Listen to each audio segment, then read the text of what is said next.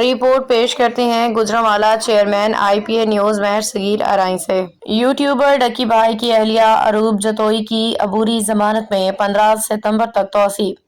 عدالت نے آئندہ سماعت پہ این سی سی آئی اے سے تفصیلی رپورٹ طلب کر لی۔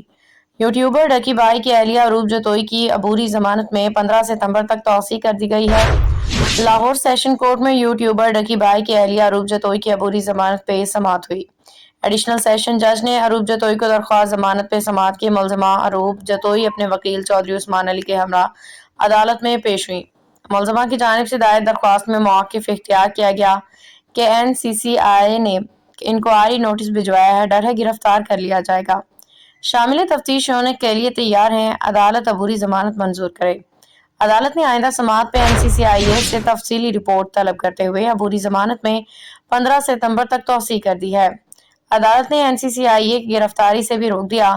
دوسری جانب نیشنل سائبر کرائم ایجنسی میں سعد الرحمان عرف ڈکی بھائی کے خلاف منی لانڈرنگ کے باقاعدہ تحقیقات کا آغاز کر دیا گیا۔ سعد الرحمان عرف ڈکی پہلے ہی نیشنل سائبر کرائم ایجنسی کے ریمانڈ پہ ہیں۔